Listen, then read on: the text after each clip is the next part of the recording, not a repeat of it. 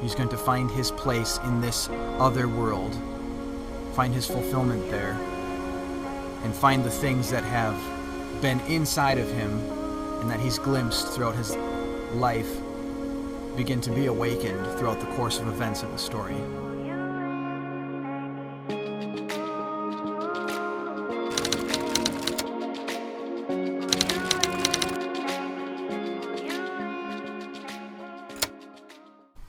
I'm just realizing that I may be the only guy doing writing vlogs on YouTube.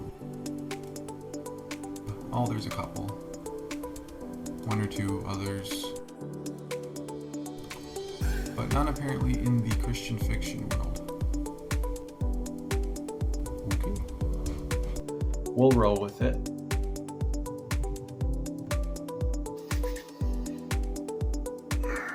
Act natural. Act natural.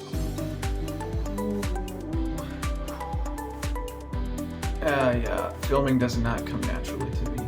Welcome everyone to my humble little writing vlog. Today I'm going to be going over what I've accomplished this week in my book and kind of give you guys a little bit of a synopsis just to give you a feel for where I'm going with the story and the character that I have put into the beginning of the story, who's going to be the protagonist. So let's get into it. Currently at 3,747 words.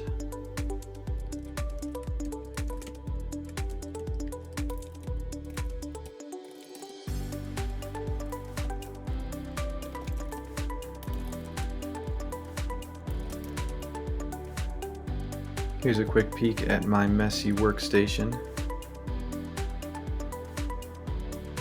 But believe me, it's been worse. It's actually not too bad right now.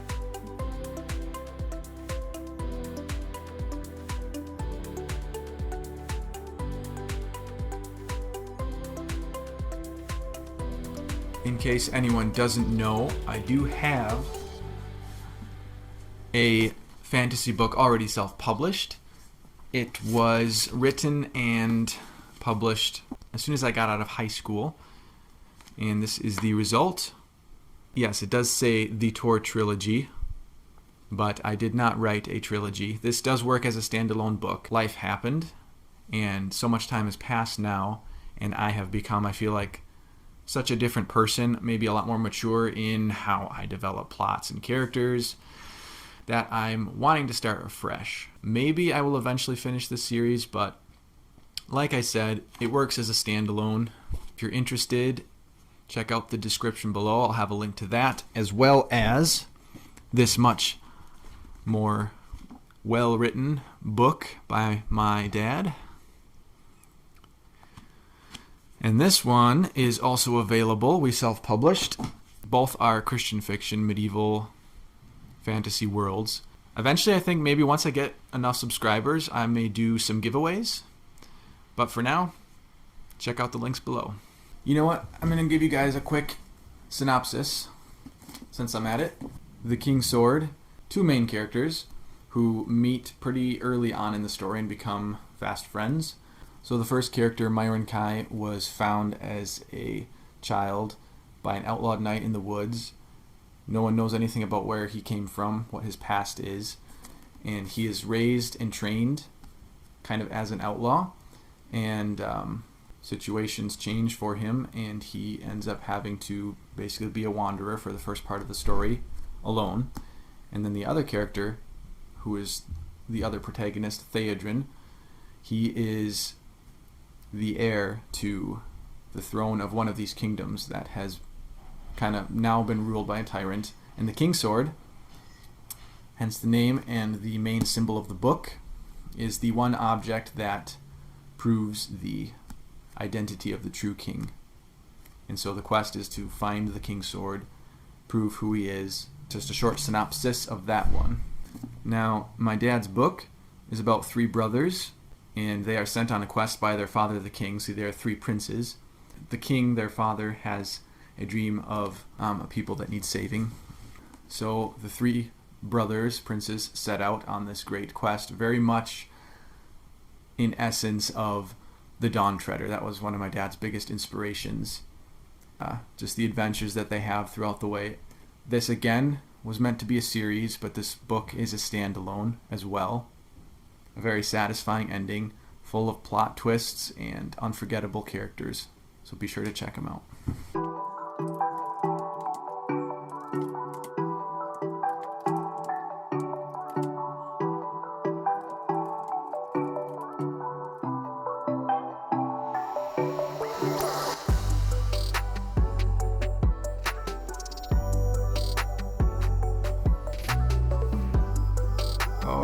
Oh, yes.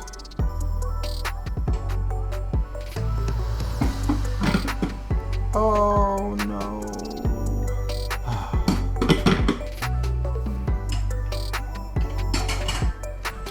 Oh, my. It is lovely out. Ooh. This is so nice out. I gotta get out and do something.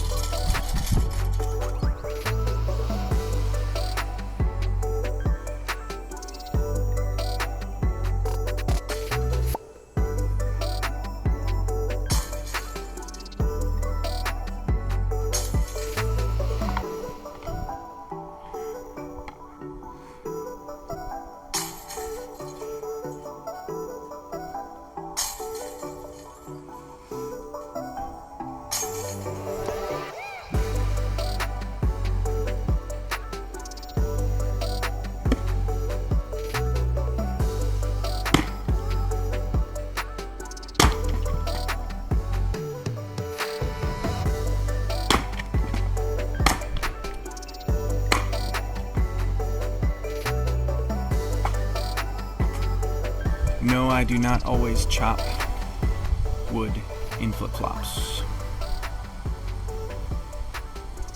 No.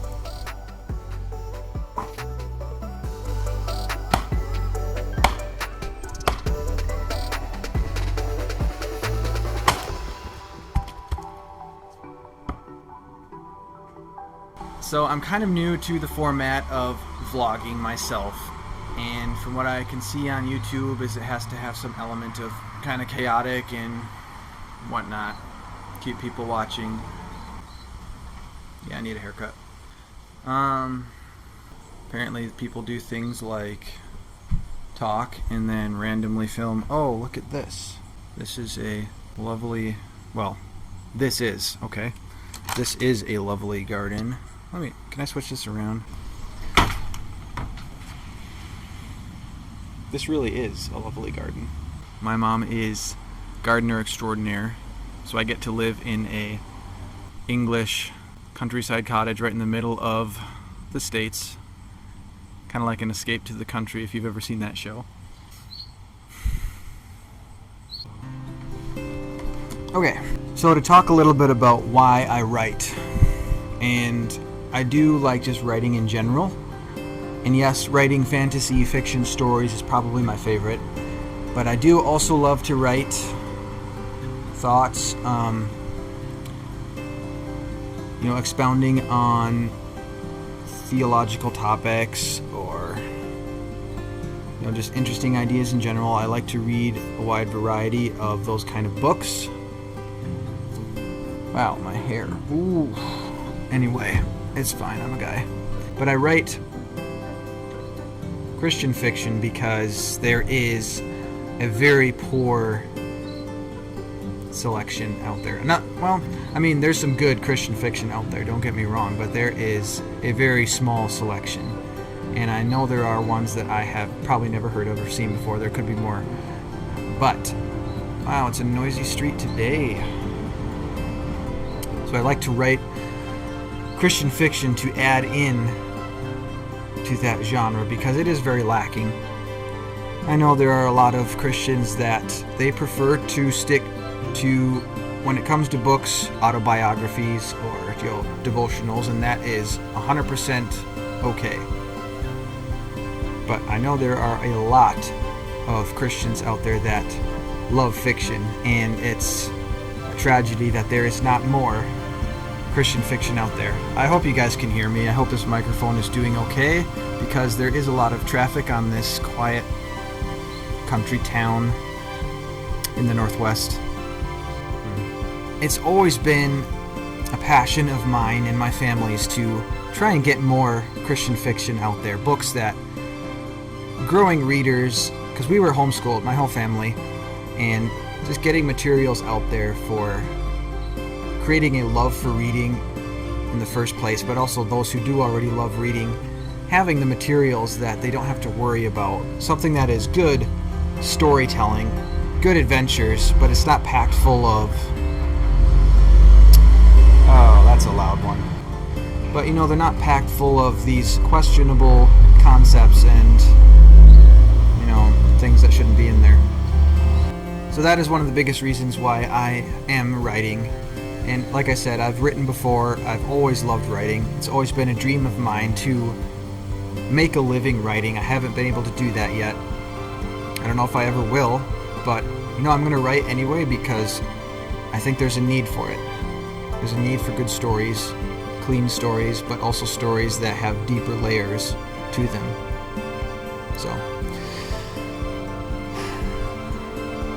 that's why I'm writing. And that's one of the reasons actually that I started this channel. Hopefully, it's pretty small right now. That's to be expected. Hopefully, the idea is that it will reach enough people to, when I do finish my book, my next book, and future books after that, that I will have enough people following this channel so that enough people will actually know that it's out there and that it has been written and published so that people can find it. Because that has always been one of the hardest parts is marketing. I've been to homeschool. Why can't I say homeschool? I've been to homeschool conventions several times, but yeah, it just didn't make enough sales to make it worth the money to get a booth. There was a lot of interest, but there's other ways I'm trying, so hence this channel.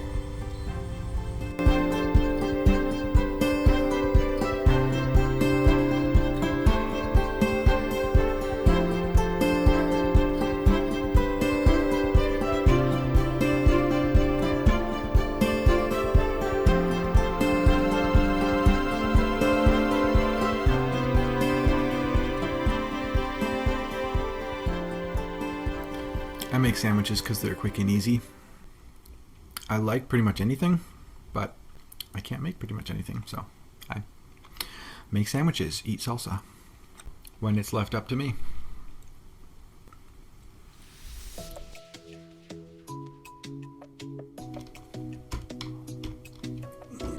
Where are we at?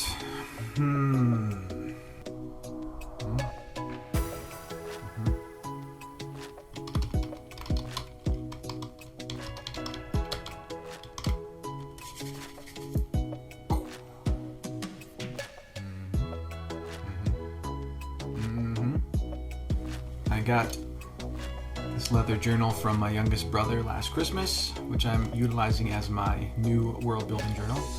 And as I am writing this new story, one of my strategies is, because a lot of times I'm gonna step away to get a snack or to do something, I have something else to do, and I have these ideas that I know I'm working towards but I haven't quite gotten to in my writing, so I need something to jot down so I don't forget what I was working on, what I was wanting to add in.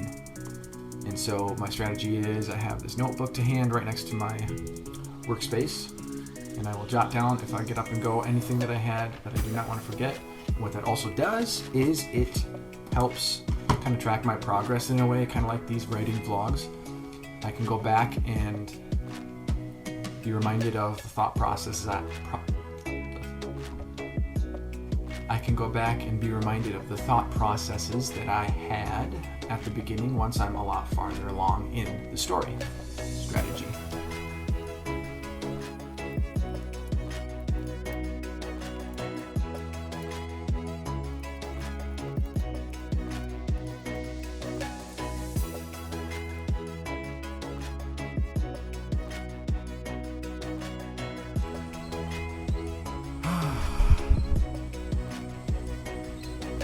and it does feel so good to write again. I used to write a lot, especially out of high school. That's when I developed a love for writing out of reading certain stories. Pretty much as far back as I can remember to when the Lord of the Rings movies first came out and the Chronicles of Narnia. And I knew my dream was to be an author like J.R.R. Tolkien or C.S. Lewis. So I wrote a book out of high school, The King's Sword. And then, like I said, life just kind of happened. And I tried a lot of things, career paths. I never did college. I started doing CLEP tests, and something about it just didn't work for me. The whole idea of college just it wasn't my thing. And so I kind of apprenticed in the world of banking under my dad. I worked as a delivery driver for a while. Kind of left writing behind for a couple years. But man, it is so good to be back in the swing, I have to admit. It's getting back to that point that I remember that I wanted to recapture. When I wrote my first book, I just loved it. I loved the experience of exploratory writing. I didn't plot out a whole lot, I just wrote, and I just loved it because I was going on the adventure as the writer myself. I tried writing a second book with a completely different mindset, trying to get it perfect and right, and it just didn't work out. And then after a while, I just kind of stopped writing because I couldn't rekindle what I had when I wrote my first book. But I am definitely starting to feel that again now, and I'm getting excited, and it feels good. I've got now over 4,000 words written down in the story, and I've got a lot of ideas developing as I'm writing it that are coming together already, so I'm excited for where it's going. So my basic synopsis right now is this protagonist living in a pseudo-modern world and having these experiences, these encounters that are very strange to him, kind of like a deja vu type experience, but much deeper and interesting. Through the events of the first couple chapters, he is transported into the world that is the world that I have been developing, this more ancient medieval Celtic world. And one of the things that I am wanting to do by setting it up that way is a contrast of worlds and ideals between the things that I have always loved and been drawn to in the ancient medieval worlds and the very science-driven, humanistic, modern world that we encounter today. So that's just kind of one of the initial underlying themes that I am building into it right away, but this character is going to be the weak character, this character that is going to have the most changing and development throughout the story. He's going to find his place in this other world, find his fulfillment there, and find the things that have been inside of him and that he's glimpsed throughout his life begin to be awakened throughout the course of events of the story. So that's where it's sitting. Thank you guys for coming along today. I hope that this format for the writing vlog worked out. Thank you everyone for tuning in today, and we'll see you Monday for the next podcast.